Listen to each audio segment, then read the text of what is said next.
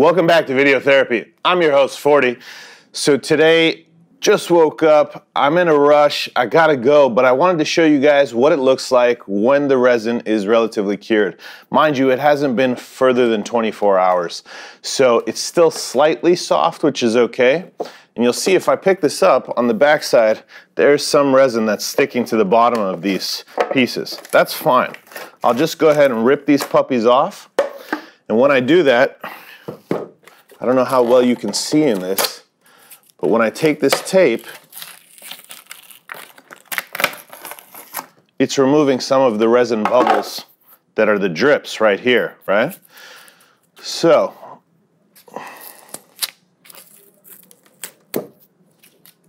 there we go. You'll notice this tarp now has a bunch of resin on it, and that's okay because it doesn't actually go through the tarp, which that's the important thing, right? So,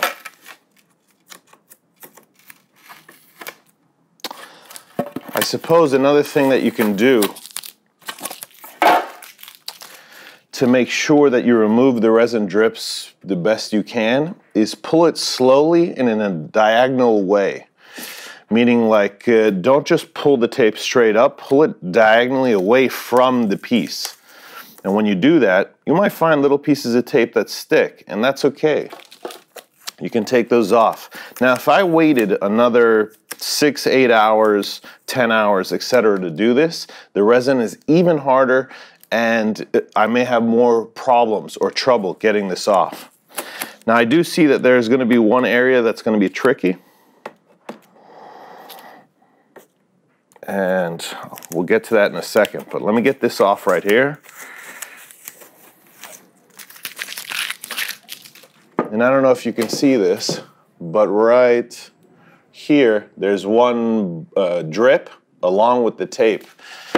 That's fine. When it's just like that, usually you can use your fingernail. If this had been a little bit longer, like I said, more than 24 hours, it would be harder to take this stuff off.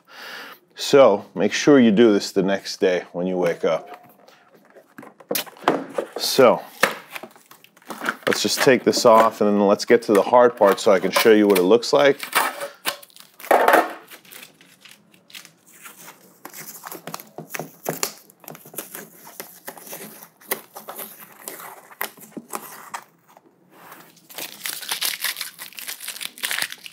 All right.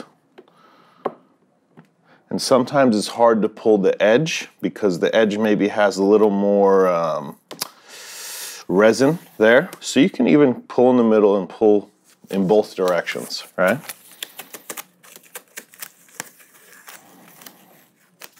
But by doing this, by putting the tape, when we take it off, then we don't have these drips that are here on the backside. It makes it look cleaner, it makes it look way more professional. So something to consider. I mean, you don't really have to do this. You could have the drips on the back, but then it won't look as nice, in my opinion. So, on this side, and I remember what happened. So, it was dripping whatever, and I used my glove to wipe underneath, and I wiped over the tape. So, I don't know how well you can see this here, but the tape and the resin, or the resin goes over the tape and onto the wood. I don't know if that's going to make it difficult to peel that up right there, but let's see, right? I mean, people don't really see the back side of your piece, so technically I could leave it.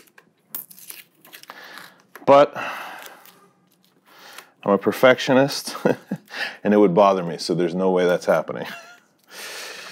So, I don't even like little pieces of blue tape. In fact, I don't have an X-Acto blade set up for the video, but if I have to, and there's areas that have little pieces of blue tape, like right here, I will get the X-Acto blade and I will make sure it comes off. I'll do that later though. That's fine. All right, let's see what happens.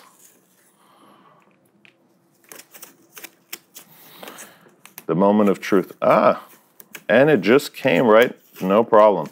See, the good thing is this resin does not stick to the non-sticky side of the tape.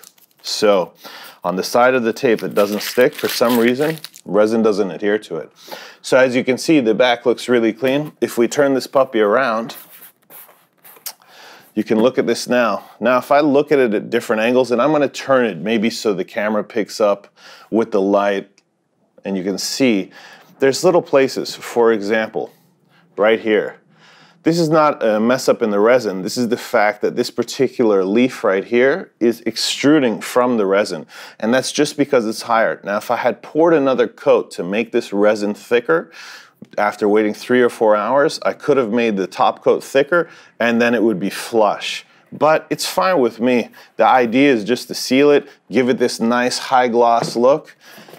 And I'll show you guys real quick.